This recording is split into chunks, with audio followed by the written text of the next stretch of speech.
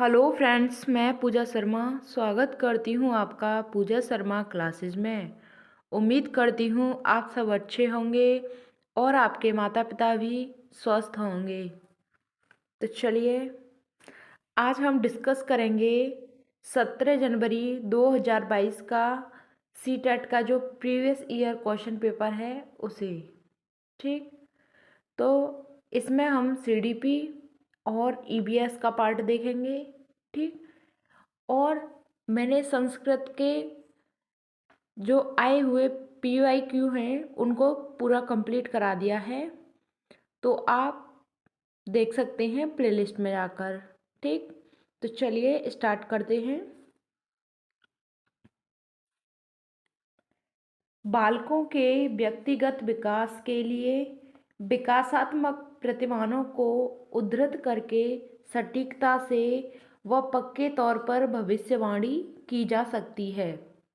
ठीक, बालकों के व्यक्तिगत विकास के लिए विकासात्मक प्रतिमानों को उद्धृत करके सटीकता से व पक्के तौर पर भविष्यवाणी की जा सकती है, या पूर्वानुमान बिल्कुल नहीं लगाया जा सकता है, या कुछ हद तक पूर्वानुमान लगाया जा सकता है, परंतु सभी बच्चों की जो विकास दर है वह अलग अलग होती है, अव्यवस्थित व असतत होती है।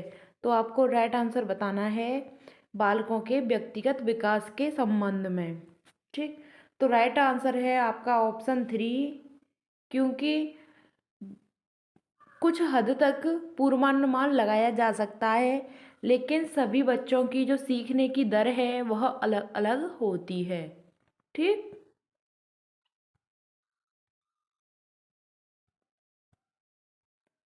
निम्नलिखित में से कौन सा कथन सही नहीं है, सही है?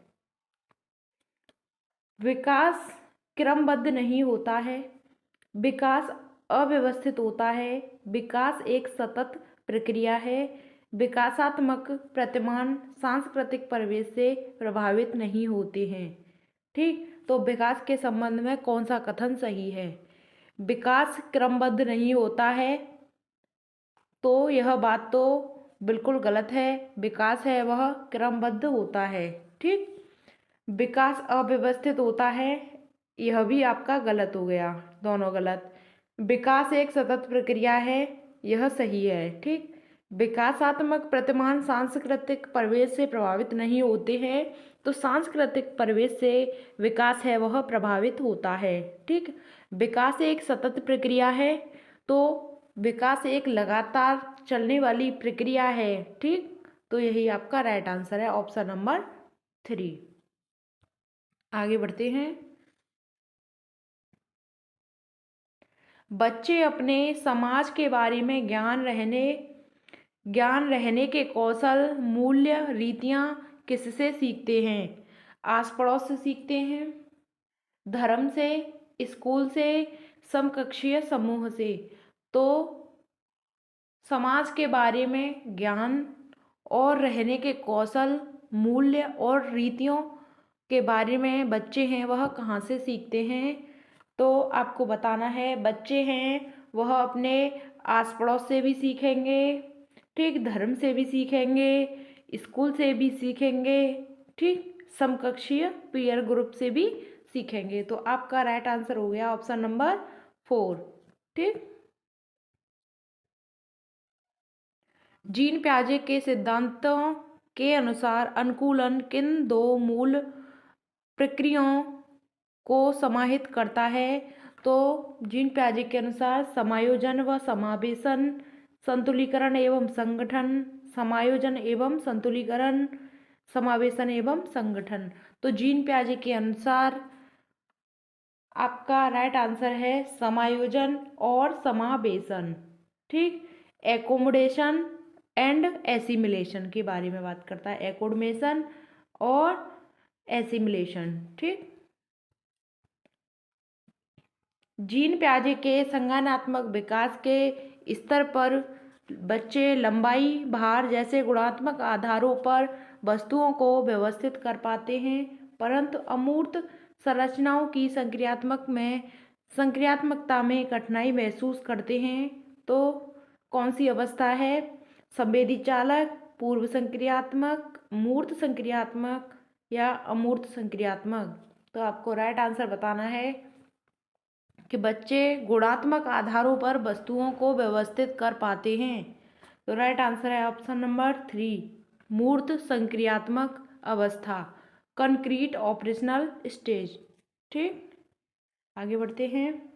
लेव वाइगोत्स्की के अनुसार व्यक्तिगत वाक यानी कि प्राइवेट स्पीच की बात करता है तो बच्चे को अपनी सोच विनियमित करने में मदद करता है, बच्चे की सोच में रुकावट पैदा करता है, बच्चे की आत्मकेंद्रियता दर्शाता है, बच्चे को चुनौतीपूर्ण कार्य दिए जाने पर घटता जाता है। तो इसका राइट आंसर है ऑप्शन नंबर ए, बच्चे को अपनी सोच विनियमित करने में मदद करता है।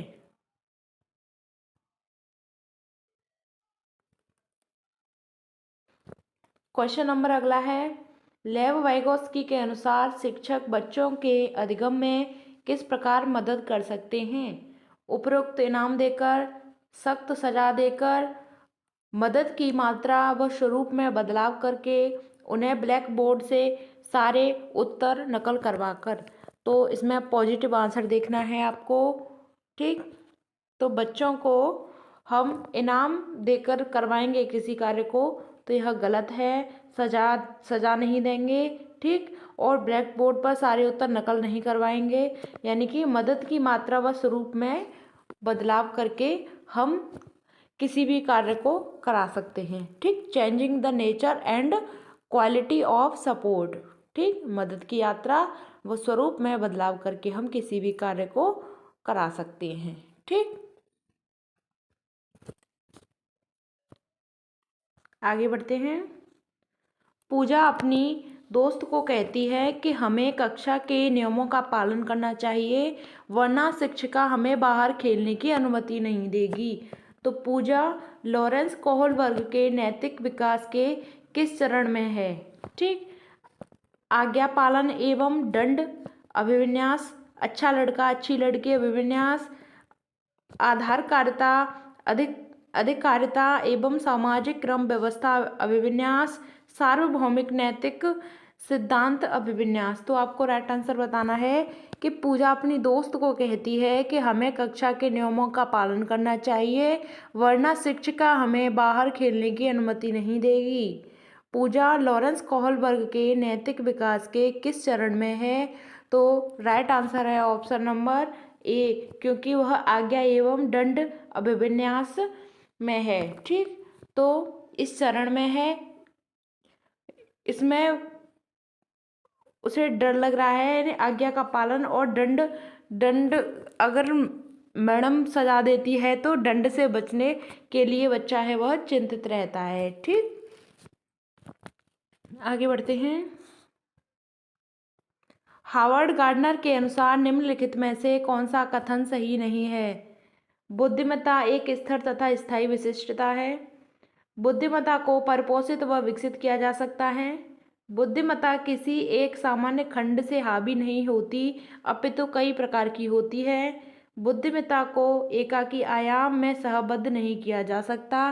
तो राइट आंसर है आपका ऑप्शन नंबर 3, क्योंकि बुद्धि है वह एक सामान्य खंड से हावी नहीं होती है, क्योंकि बुद्धि है वह कई प्रकार की होती है। हावर्ड गार्डनर ने बुद्धि को 8 भागों में विभाजित किया है। तो इन्होंने कहा है कि बुद्धि कई प्रकार की होती है। ठीक,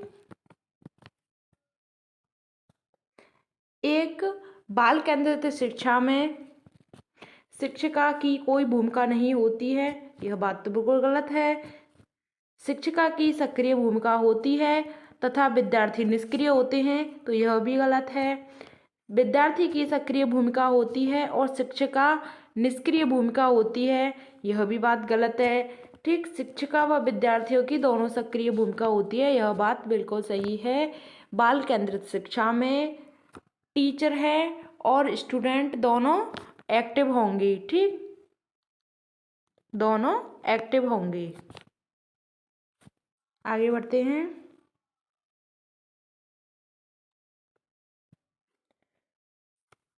आपका कथन दे रखा है कि कक्षाओं में लड़के गणित व विज्ञान में लड़कियों से कहीं बेहतर प्रदर्शन करने की क्षमता रखते हैं। लड़कों में लड़कियों की अपेक्षा गणितीय तर्क व वैज्ञानिक क्षमता सहज रूप से मौजूद होती है। तो आपको राइट आंसर बताना है। ठीक, तो ए और आर दोनों सही हैं। आर ए की सही व्याख्या करता है। तो यह बात गलत है, क्योंकि देखो लड़के व गणित में विज्ञान में लड़कियों से बेहतर होते हैं।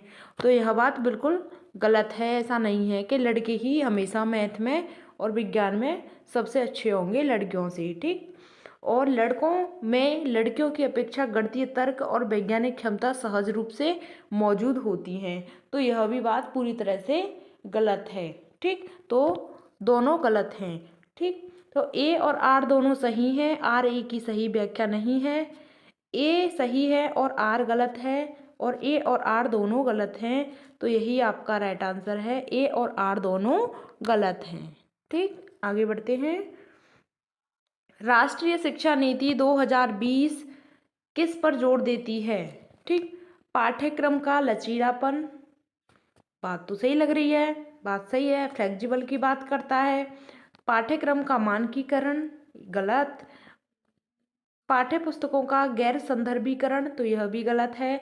पाठ्य पुस्तकों को रटकर याद करना, तो यह भी गलत है। हमें बच्चों को रोड लर्निंग नहीं करानी है। ठीक, तो आपका राइट आंसर है ऑप्शन नंबर ए।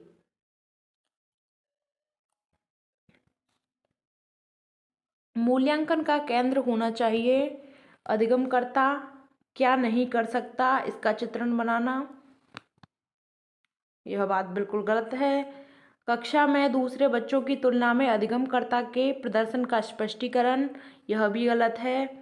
मानक वर्ग में बच्चे की लेवलिंग करना, लेवल तो हमें करना ही नहीं है बच्चा, गलत। अधिगमकर्ता क्या और कैसे सीख रहा है इसका वर्णन करना, यह बिल्कुल बात सही है कि बच्चा है वह कैसे सीख रहा है और क्या सीख रहा है इसका वर्णन करना मूल्यांकन का केंद्र होना चाहिए। ठीक,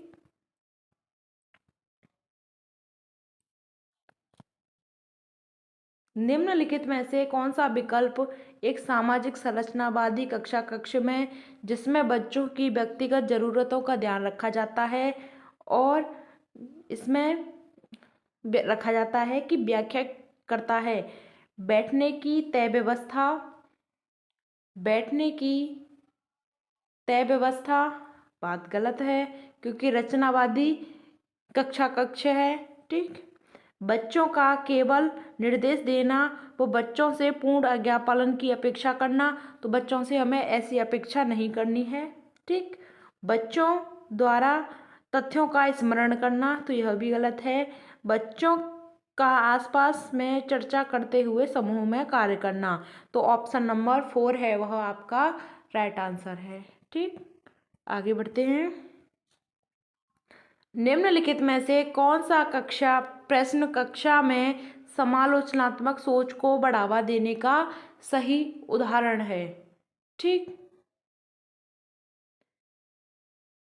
325 और 486 को जमा करो तो आपका एक एक क्वेश्चन आंसर एक ही उसमें आंसर आ जाएगा, तो यह तो हो नहीं सकता। ठीक, क्योंकि इसमें कोई क्रिएटिव थिंकिंग नहीं लग रही है। ठीक, बाल विवाह प्रतिबंधित अधिनियम कब पारित हुआ? तो यह भी एक ऑब्जेक्टिव टाइप क्वेश्चन है, तो यह भी गलत है। ठीक, श्वसन को परिभाषित कीजिए, श्वसन को परिभाषित कीजिए, तो आप श्वसन को परिभाषित कर देंगे, तो यह भी बात गलत है। अपने शहर में प्रदूषण के विभिन्न कारणों का विश्लेषण कीजिए, प्रदूषण करने के विभिन्न उपाय सोचिए, यहाँ पे लग रही है आपकी क्रिएटिव थिंकिंग। ठीक, उपाय सोचिए। ठीक, आपका राइट आंसर यही हो गया ऑप्शन नंबर 4। आगे बढ़ते हैं। निम्नलिखित में से कौन सा विद्यालयों में समावेशन की संस्कृति को दर्शाता है? विद्यार्थियों की जरूरतों को पूरा करने के लिए विभेदी आकलन को बढ़ावा दिया जाता है। विभिन्नता और विविध परिप्रेक्ष्यों को हतोत्साहित किया जाता है, गलत। विद्यालय में कुछ विद्यार्थी ही अभिवादित होते हैं और समाहित महसूस करते हैं, तो कुछ विद्यार्थी की बात करता है, तो यह भी गलत है आपका। ठीक, विद्यार्थियों को उनकी योग्यता के आधार पर स्थायी समूहों में बांटना, तो यह भी गलत है। ठीक, आपका यही सही है, विद्यार्थियों की ज़रूरतों को पूरा करने के लिए विभेदी आकलन को बढ़ावा दिया जाए। ठीक, ऑप्शन नंबर ए आपका राइट हो गया। सांस्कृतिक रूप से विविध विविध विद्यार्थियों वाली कक्षा में एक शिक्षक को निम्नलिखित में से किससे बचना चाहिए। ठीक, चर्चा में विविध संस्कृति के उदाहरण लाना,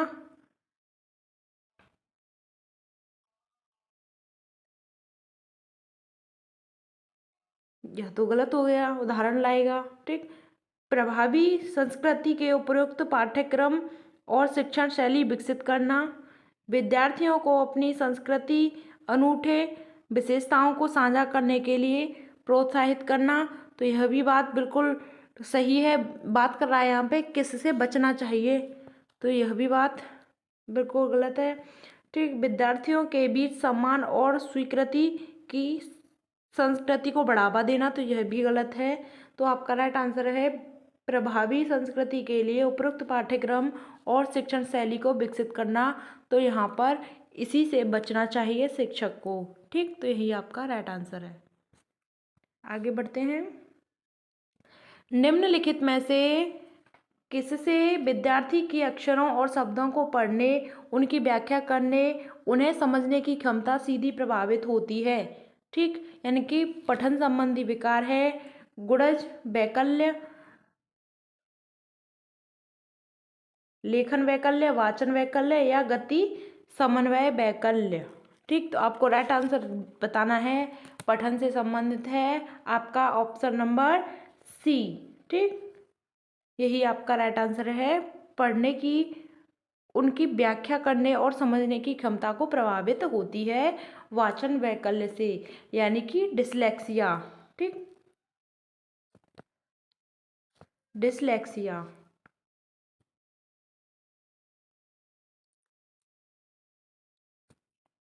डिसलेक्सिया। आगे बढ़ते हैं। गतिक दिव्यांगता वाले विद्यार्थियों का सफल समावेशन सुनिश्चित करने के लिए निम्नलिखित में से किससे बचना महत्वपूर्ण है।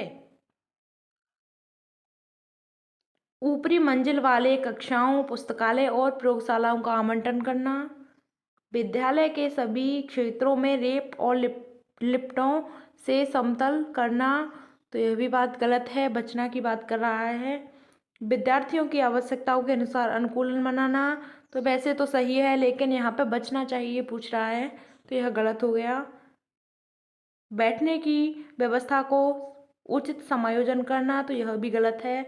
ऊपरी मंजिल वाले कक्षाओं, पुस्तकालय और प्रयोगशालाओं का आवंटन करना चाहिए, यही आपका राइट आंसर हो गया। ठीक,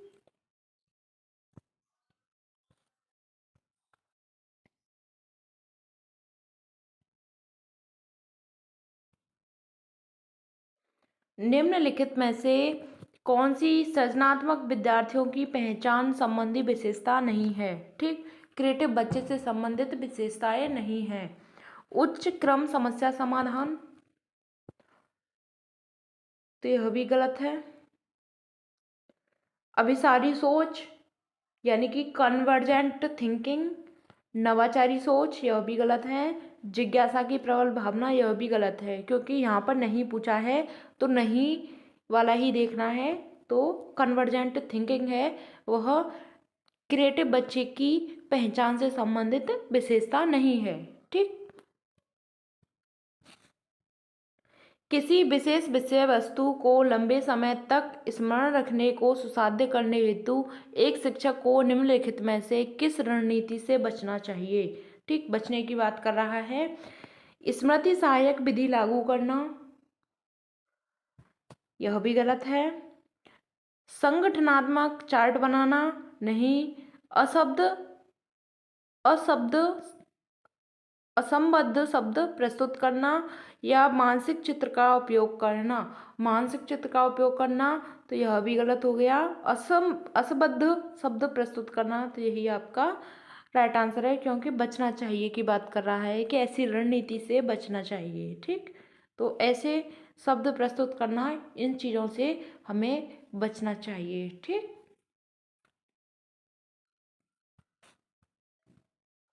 जब सीखी जाने वाली सामग्री ठीक हो तो विद्यार्थी बेहतर सीखते हैं।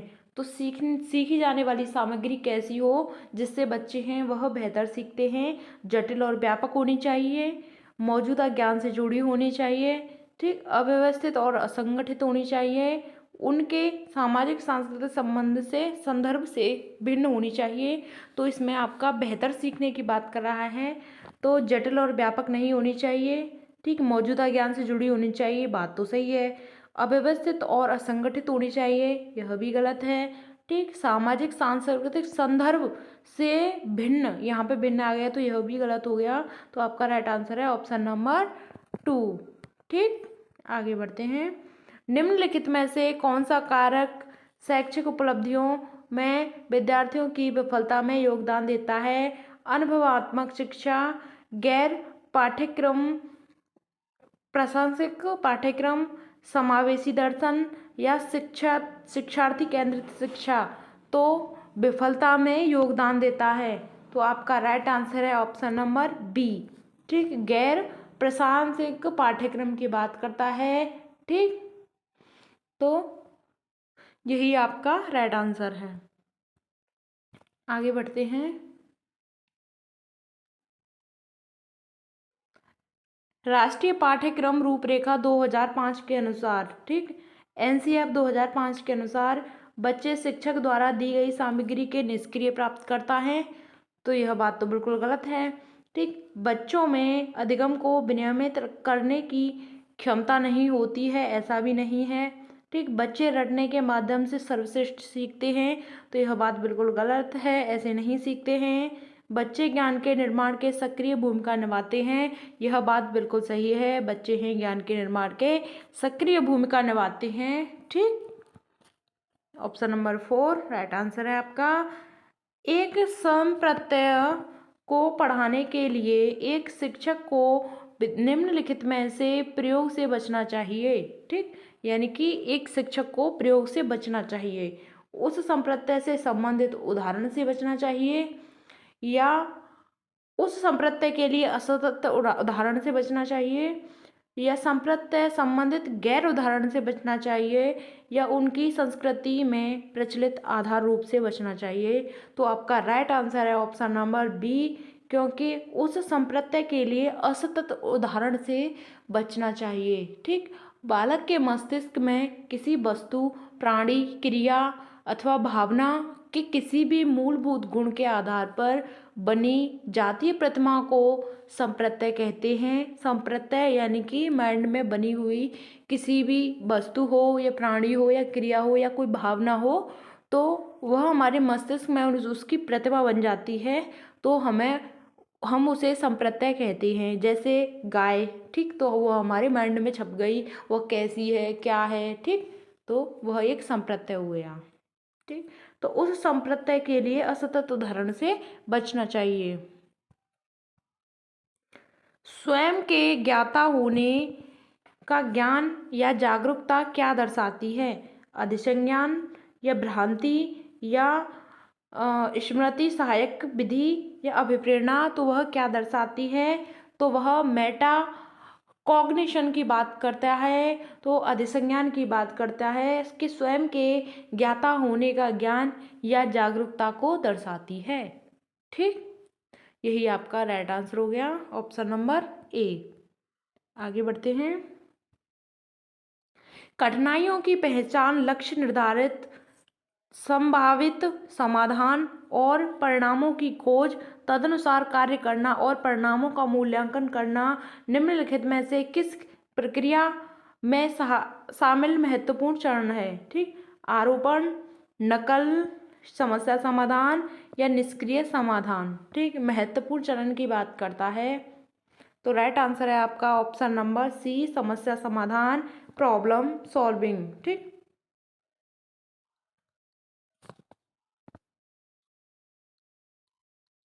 Problem solving.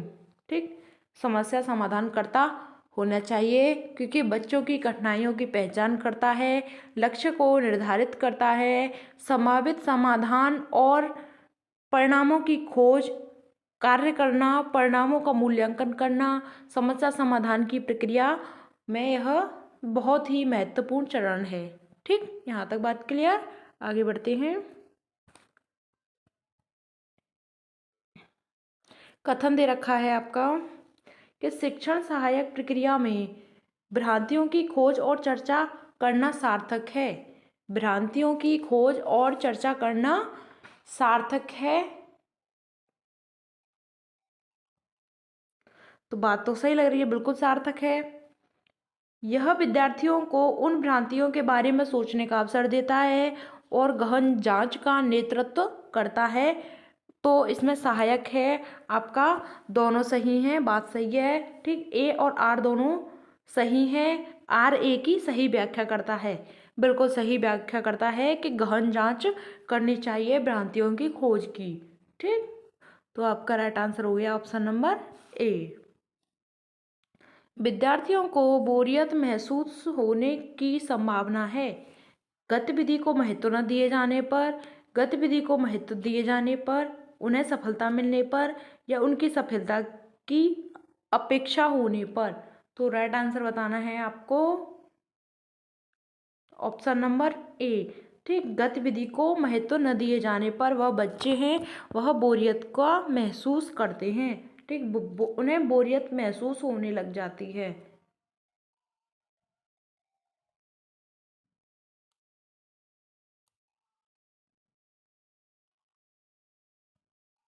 निम्नलिखित में से कौन सा तरीका प्रतिपुष्टि को प्रेरक रूप में उपयोग करने का उचित अनुचित तरीका है? ठीक, विद्यार्थियों की क्षमता को केंद्रित प्रतिपुष्टि करना।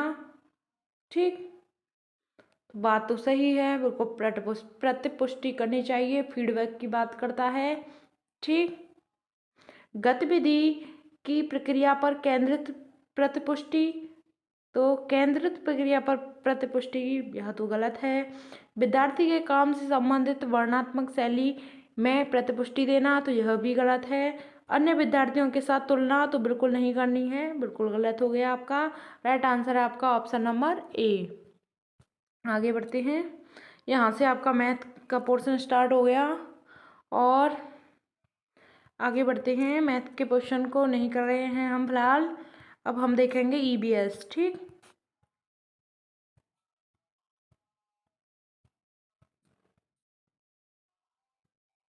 ईबीएस देखेंगे। अभी तक आपने चैनल को सब्सक्राइब नहीं किया है तो चैनल को सब्सक्राइब कर लें और बेल आइकन प्रेस कर लें, जिससे आने वाली वीडियो का नोटिफिकेशन आपको मिल जाएगा। और टेलीग्राम चैनल से नहीं जुड़े हैं तो टेलीग्राम चैनल से जुड़ जाएं। लिंक आपको इस वीडियो के नीचे डिस्क्रिप्शन बॉक्स और कमेंट बॉक्स में दे रखी है। ठीक, तो आप टेलीग्राम चैनल से जुड़ जाएं, वहाँ पर आपको नोट्स मिल जाएंगे। ठीक,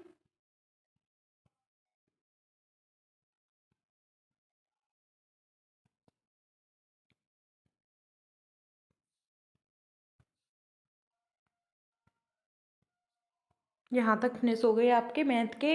अब हम एनवायरमेंटल स्टडीज करते हैं। ठीक, ईबीएस।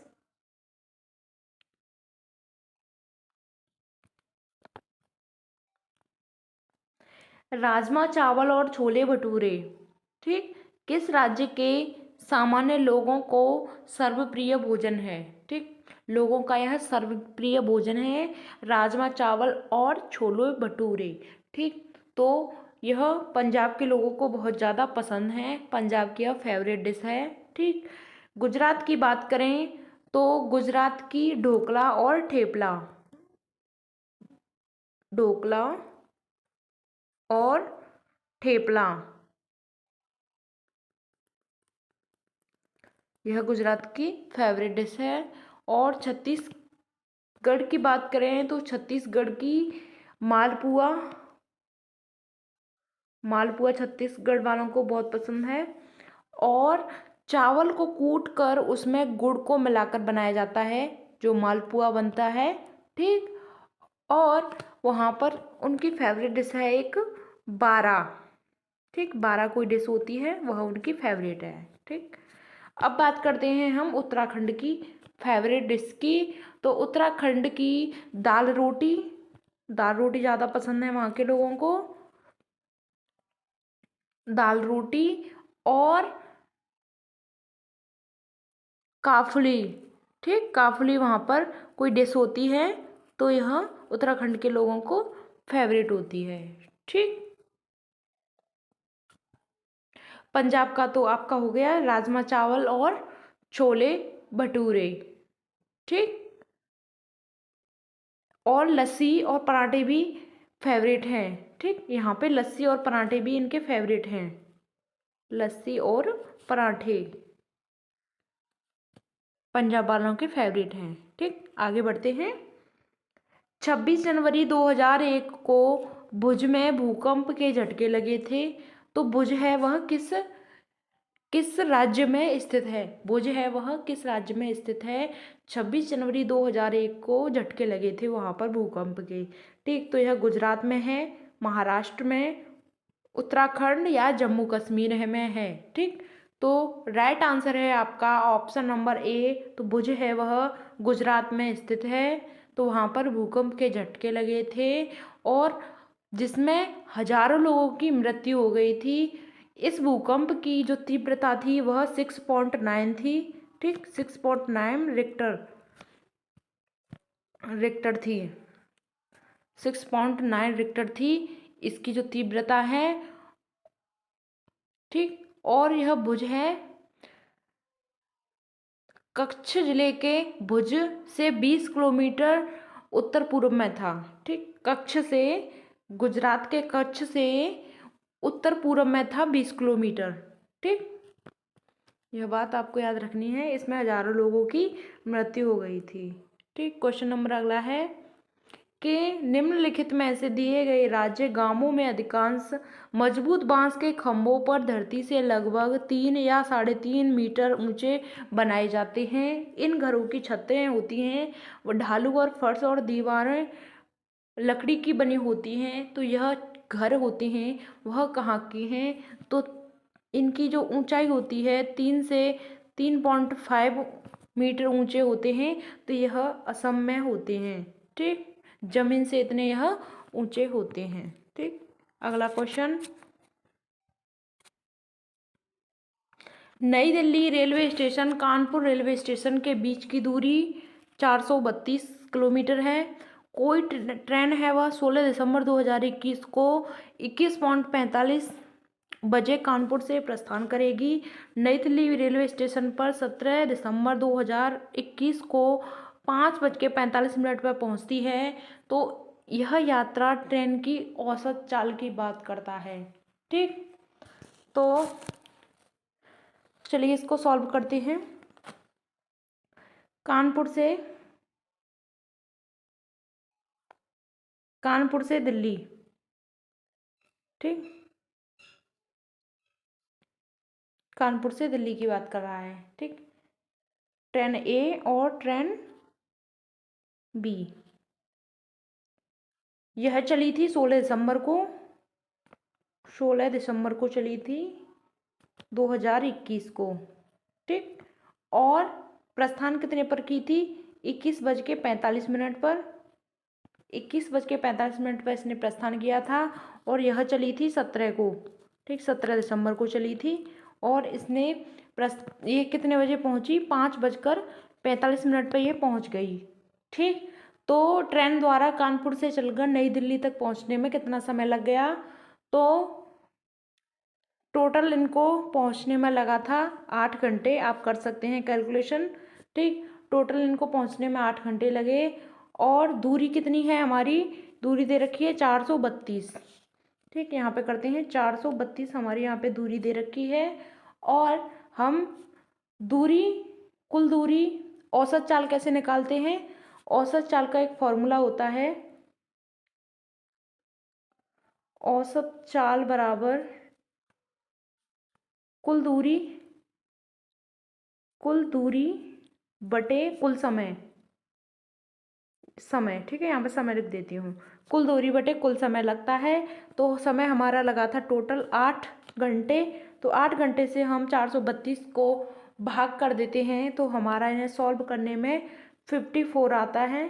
ठीक, इसे सॉल्व करने में हमारा 54 किलोमीटर पर आवर आता है। ठीक, अब यह 50 किलो पर आवर है, 54 है, वह इतना आ रहा है, तो इसे हम उसमें कन्वर्ट करते हैं, किसमें, मीटर प्रति सेकंड में करते हैं। ठीक, तो 54 यहाँ पे करते हैं, 54 इंटू 5/18। ठीक, 18 3 54 और 5 3 15। ठीक, 15 हुआ। तो इसको लगे थे 15 घंटे। लेकिन आपको मैं बता दूं, आयोग ने इस प्रश्न का आंसर 20 मीटर प्रति सेकंड दिया था। तो यह पता नहीं किस तरीके से दिया था, लेकिन आपका यह राइट आंसर इसमें 15 किलोमीटर प्रति सेकंड आ रहा है, लेकिन आयोग ने 20 मीटर प्रति सेकंड दिया था। ठीक, तो आपको आयोग के अनुसार ही चलना है। ठीक,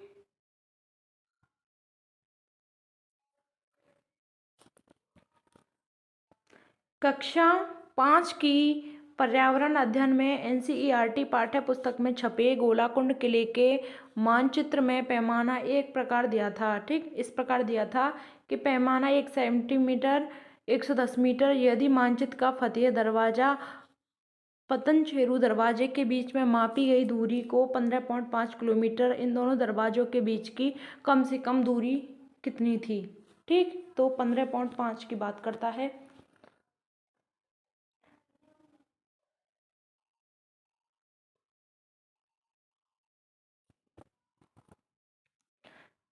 आप इसे देख लेना, सॉल्व कर लेना।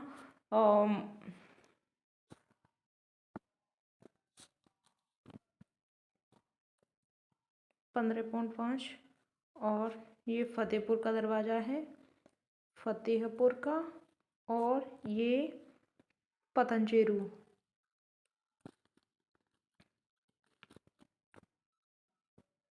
एक सेंटीमीटर बराबर होता है 110 मीटर। ठीक, तो 15.5 सेंटीमीटर, तो इसका गुणा कर देंगे हम 110 मीटर में, तो इसका आंसर आ जाएगा 1705। ठीक है, इसे सॉल्व करने में 1705 आ जाएगा मीटर में आ गया। ठीक, इसके बाद में हम 1 मीटर बराबर 1/1000 करते हैं किलोमीटर। ठीक, ये हमारा किलोमीटर में चेंज हो गया, तो 1705 मीटर 1/1000, ठीक, गुणा 1705। ठीक है, इसे हम सॉल्व करेंगे, तो हमारा राइट आंसर आएगा 1.705 किलोमीटर। यही आपका राइट आंसर है। ठीक, 1.705 किलोमीटर, तो आपका ऑप्शन हो गया इसमें 1.750 किलोमीटर, तो आपका ऑप्शन नंबर सी। ठीक, चलिए आगे बढ़ते हैं। मुक्तापुर पोचमपल्ली जिले एक गांव है। ठीक, तो इस जिले में ज़्यादातर परिवार बुनकर और बुने हुए कपड़ों को पोचमपल्ली कहते हैं। तो यह कहाँ पर राज्य है, तो यह राज्य है हमारा, पोचमपल्ली है वह तेलंगाना में है, तेलंगाना। ठीक, पोचमपल्ली है, यह किसके लिए प्रसिद्ध है, यह सिल्क के लिए प्रसिद्ध है। ठीक, पोचमपल्ली है वह सिल्क के लिए प्रसिद्ध है। ठीक, आगे बढ़ते हैं। निम्नलिखित में दिए गए शहर केवल एक प्रकार का खजूर के ही वृक्ष दिखते हैं, तो Kandahar, Karachi, Berlin, Abu Dhabi. तो खजूर के ही वृक्ष दिखते हैं, कहाँ पर दिखते हैं, तो आपका राइट आंसर है ऑप्शन नंबर डी, क्योंकि अबू धाबी में खजूर के ही पेड़ वहाँ पे ज़्यादा होते हैं। ठीक। और इसकी राजधानी क्या है? अमीरात, अबू धाबी, अमीरात। ठीक, यूएई, यूएई। ठीक, यहाँ पे केवल खजूर के ही वृक्ष दिखते हैं, क्योंकि खजूर एकमात्र एक ऐसा पेड़ है जो वहाँ पे उग सकता है, और वहाँ पे आसपास रेत ही रेत होता है, और वर्षा की संभावना तो वहाँ पे बहुत कम होती है, इसलिए वहाँ पे खजूर के ही पेड़ होते हैं। ठीक, खजूर के ही पेड़ होते हैं। चलिए आगे बढ़ते हैं। भोपाल गांधीनगर के पूर्व में है। ठीक, तथा बेंगलुरु भोपाल के ठीक दक्षिण में है। तो बेंगलुरु के सापेक्ष गांधीनगर की दिशा है। ठीक, तो आपको बताना है गांधीनगर यहाँ पर है, और भोपाल आपका यहाँ पर हो गया। ठीक, मध्य प्रदेश में। और बेंगलोर तो हमारा यहाँ है नीचे। ठीक, तो पूछा है इसमें बेंगलुरु के सापेक्ष गांधीनगर की दिशा। ठीक है, गांधीनगर हमारा यहाँ था, भोपाल हमारा यहाँ था, और बेंगलोर, ठीक, बेंगलोर, बेंगलोर ये हमारा यहाँ पे हो गया। और यहाँ से बेंगलोर से गांधीनगर की दिशा पूछी है, तो यह तो हमारा दक्षिण में है, और ये हमारा इधर जा रहा है। ठीक, तो वेस्ट में जा रहा है, तो हमारा नॉर्थ वेस्ट हो गया। ठीक, नॉर्थ वेस्ट। ठीक है, तो हमारा ऑप्शन नंबर सी। ठीक है, उत्तर पश्चिम। पीतल ब्रास के विषय में निम्नलिखित में से कौन सा कथन चुनिए? तो पीतल है वह यह एक तत्व है, यह एक यौगिक है, कॉपर तथा जस्ता का मिश्र धातु है, कॉपर और टिन की सामग्री है। तो राइट आंसर है आपका ऑप्शन नंबर सी। ठीक, कॉपर एक क्या है? जस्ता, और कॉपर और जस्ता का एक मिश्र धातु मिलकर के तैयार होता है पीतल। ठीक, आगे बढ़ते हैं।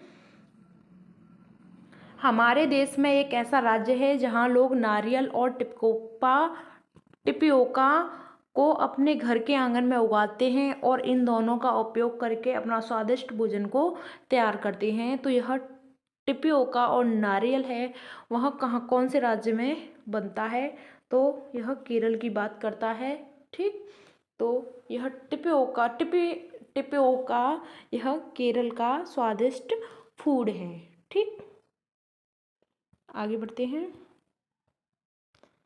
चांगपा आदिवासी लोग जो पर्वत पर रहते हैं,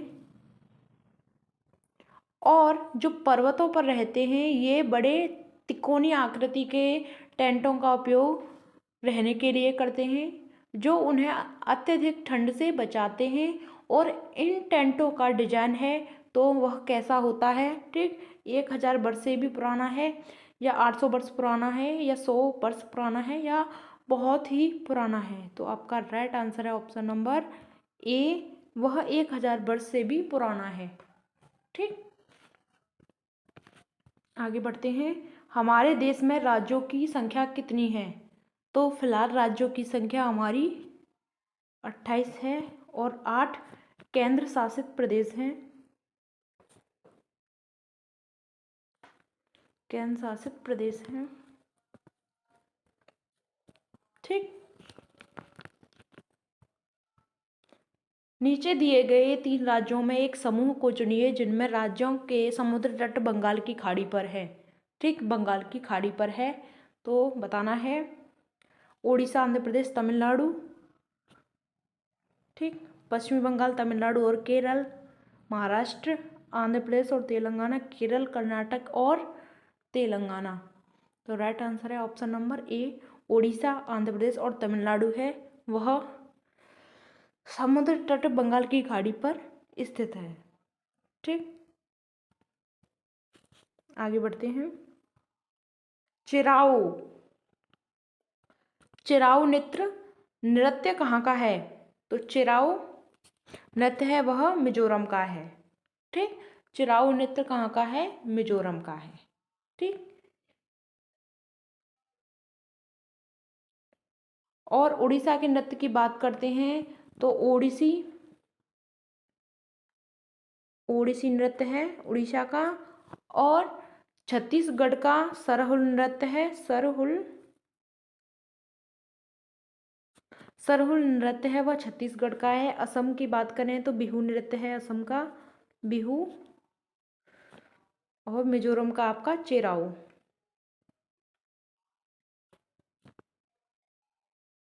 ठीक, आगे बढ़ते हैं।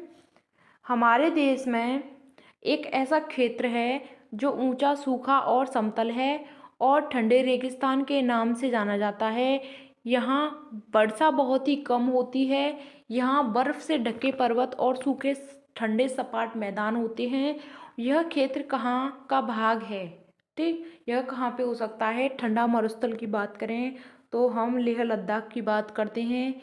यह ठंडा मरुस्थल है, ठंडा मरुस्थल है लेह लद्दाख। ठीक,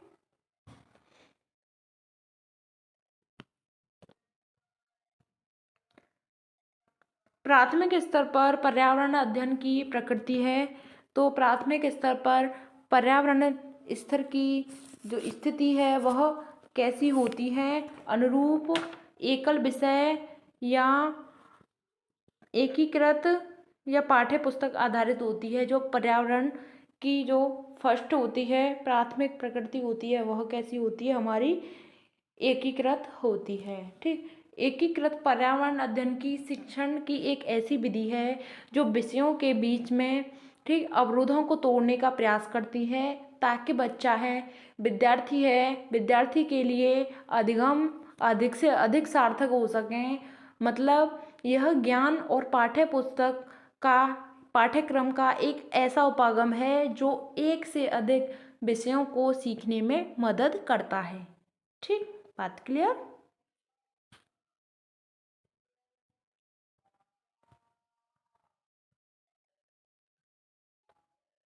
दिए गए कथनों में निम्नलिखित में से कौन सा ईबीएस सीखने के लिए राष्ट्रीय पाठ्यक्रम रूपरेखा 2005 की सिफारिशें हैं? तो सीखने के लिए स्कूल, घर और समुदाय के बीच सुनिश्चित सीमाएं होना, रटकर सीखने को हतोत्साहित करना, किताबी शिक्षा से प्रस्थान, स्कूल के बच्चों के जीवन को स्कूल के बाहर जीवन से जोड़ा जाना चाहिए। तो यह बात भी सही कहता है। ठीक, और सीखने के लिए घर और समुदाय के बीच सुनिश्चित सीमाएं होना, सुनिश्चित सीमाएं होना। तो आपका राइट आंसर है ऑप्शन नंबर, किताबें की शिक्षा भी होनी चाहिए और स्कूल समुदाय, लेकिन रटने को हतोत्साहित करना यह गलत है। तो आपका ऑप्शन नंबर 3 सही है, ए, बी और सी। ठीक, आगे बढ़ते हैं।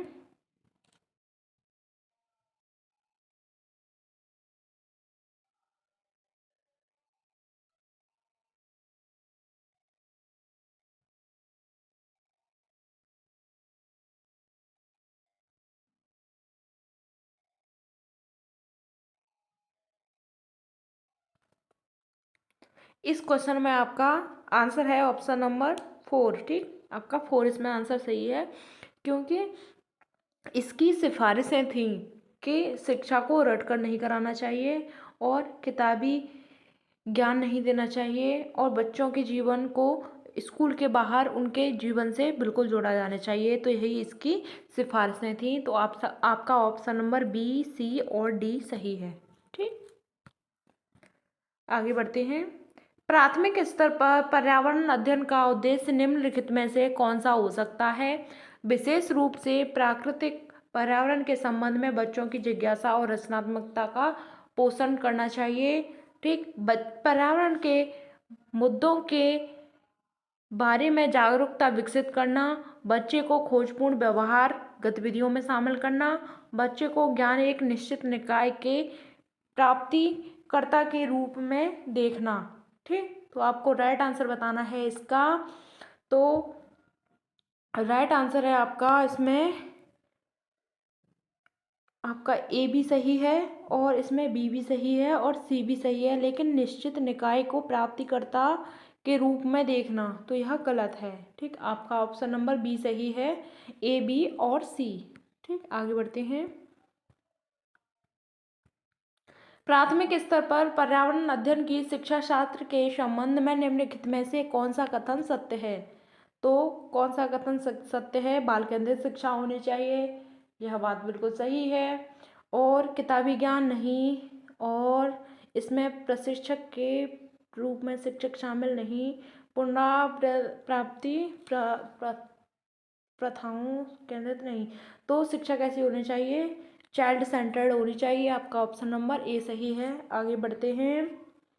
प्राथमिक स्तर पर ईबीएस को सीखने सिखाने की प्रक्रिया शिक्षकों के लिए चुनौती है। बच्चों के लिए रचनात्मक और पहल करने के लिए, बच्चों को रटकर सीखने के लिए, अवधारणा का वर्णन करने के लिए, ईबीएस पाठ्य पुस्तक सीखने के लिए एकमात्र साधन के रूप में उपयोग करने के लिए। ठीक, तो यह भी गलत है। आपका चुनौती की बात करता है, और आपका यह भी गलत है, ऑप्शन नंबर 3, और यह भी गलत है। तो एकमात्र संसाधन नहीं होना चाहिए। ठीक, तो क्रिएटिविटी की बात करता है, रचनात्मकता की पहल करने के लिए। ऑप्शन नंबर ए सही है। निम्नलिखित में से ईबीएस सीखने के लिए अधिकतम सुविधाएं प्रदान करता है। तो संदर्भ पुस्तकें, कहानी और आख्यान, पाठ्य पुस्तक, परीक्षा विवरण। तो आपका राइट आंसर है इसमें ऑप्शन नंबर बी, कहानी और आख्यान देने चाहिए, स्टोरीज एंड नैरेटिव्स। ठीक, स्टोरी STOR भाई, स्टोरी और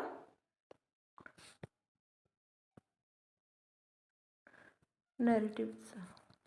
ठीक, यह होनी चाहिए। आगे बढ़ते हैं।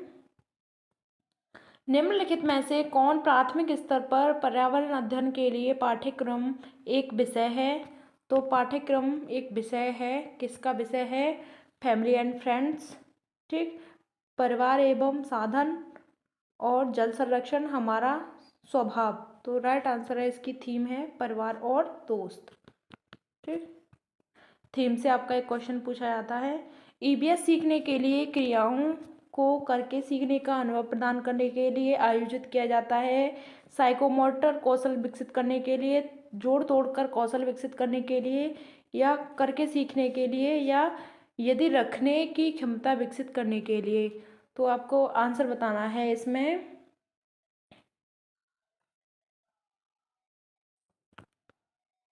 कौन सी क्षमता विकसित करने के लिए? साइकोमोटर की क्षमता विकसित करने के लिए, और आपका हो गया जोड़ तोड़ कौशल विकसित करने के लिए, करके सीखने के लिए, और याद रखने की क्षमता विकसित करने के लिए। तो राइट आंसर है आपका इसमें ऑप्शन नंबर ए सही है, बी सही है, और सी सही है।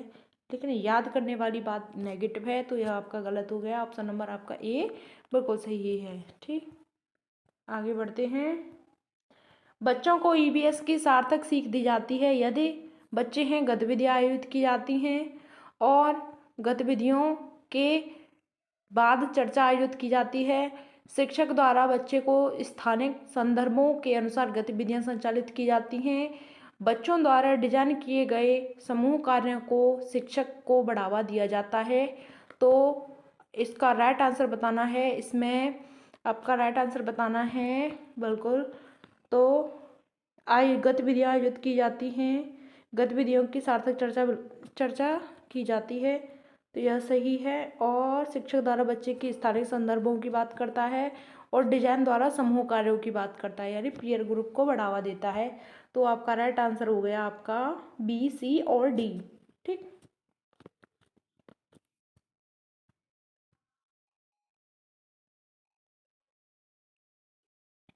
पौधे विषय के मुद्दे बच्चों के लिए सार्थक हो सकते हैं यदि बच्चों की थीम पर आधारित वर्कशीट दी जाए, या क्षेत्र मुद्दे इर्द गिर्द आयोजित किए जाएं, शिक्षकों द्वारा प्रदर्शन दिए जाएं, या आमंत्रित व्याख्यानों के लिए समूह कार्य आयोजित किया जाना चाहिए। तो आपका राइट आंसर है ऑप्शन नंबर बी। ठीक, क्षेत्र भ्रमण मुद्दों को इर्द गिर्द आयोजित किए जाएं, यानी कि बच्चों को इन्वायरमेंट में बच्चों को घुमाने के लिए, बच्चों को अवलोकन कराने के लिए गतिविधि क्रियाकलापों के माध्यम से उन्हें बच्चों को मतलब घुमाना चाहिए, जिससे बच्चे हैं वह चीज़ों का अवलोकन करें। ठीक, आगे बढ़ते हैं।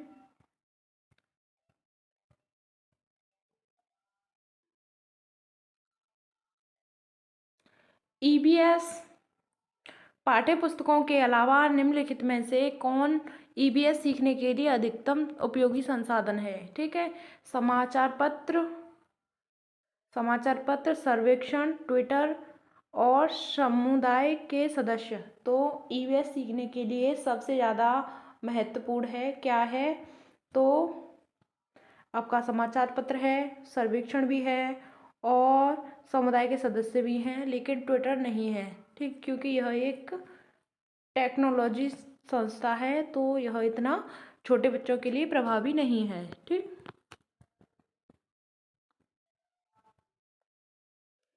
भोजन थीम से संबंधित सामाजिक सांस्कृतिक मुद्दों को प्रभावी ढंग से सीखा जाता है समुदाय के सदस्यों के माध्यम से, यदि सर्वेक्षण किया जाता है, क्षेत्र भ्रमण के माध्यम से, यदि यदि यदि नारे बच्चों द्वारा तैयार किए जाते हैं, तो पर्यावरण की भोजन की थीम से सामाजिक संदर्भों में प्रभावी ढंग से सीखा जाता है। तो राइट आंसर है इसमें आपका, एक तो समुदाय के सदस्यों के माध्यम से सीखा जाता है, ठीक, और सर्वेक्षण करके भी सीखा जाता है और भ्रमण क्षेत्र के माध्यम से भी सीखा जाता है। तो ABC आपका राइट आंसर है, क्योंकि नारे बच्चों द्वारा तैयार किए जाते हैं, यह एक नेगेटिव हो गया। ठीक, आगे बढ़ते हैं। ईवीएस सीखने के लिए समूह कार्य को बढ़ावा दिया जाता है। सबसे उपयुक्त कारण है कि वे सहपाठी अधिगम को बढ़ावा देते हैं। ठीक, बात तो बिल्कुल सही है, सहपाठी अधिगम को बढ़ावा देते हैं। वे बच्चे जो बीच सामाजिक संपर्क में सुधार करते हैं, ये भी बात सही है, और बच्चों के बीच सहयोग की भावना बिल्कुल सही है। एकमात्र की बात करता है, यह नेगेटिव हो गया। तो आपका A, B और C सही है, ऑप्शन नंबर A सही है आपका। ठीक, आगे बढ़ते हैं। आकलन में स्व आकलन है। ठीक, स्व आकलन अपने लिए आकलन क्या कहलाता है? सीखने के लिए आकलन, सीखने का आकलन, सीखने के रूप में आकलन और सीखने के माध्यम से मूल्यांकन। तो इसमें राइट आंसर है सीखने के रूप में आकलन। ठीक, बच्चा है इसमें खुद करके सीखता है। ठीक, तो आगे बढ़ते हैं। आपका लास्ट क्वेश्चन है। ठीक, शिक्षक की डायरी में दर्ज जानकारी का उपयोग शिक्षक द्वारा किया जाता है। ठीक, क्या कहलाता है? शिक्षण अधिगम रणनीतियों की समीक्षा और संशोधन के लिए किया जाता है, या सीखने की प्रगति रिपोर्ट विकसित करने के लिए, सीखने के लिए साक्ष्य दर्ज करने के लिए, या स्कूल का रिकॉर्ड रखने के लिए इसका प्रयोग किया जाता है?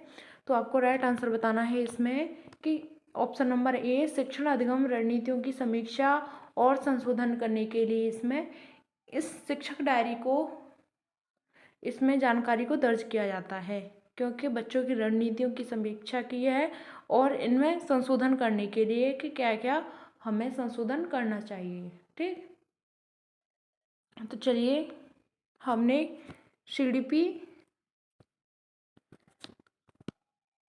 EBS का पार्ट को कंप्लीट किया है, EBS का पार्ट को कंप्लीट किया है, और हमने संस्कृत के पार्ट को तो अलग से ही कंप्लीट कर लिया है, और आप प्लेलिस्ट में जा कर के देख सकते हैं। ठीक, तो संस्कृत के हमने करा दिए हैं संस्कृत।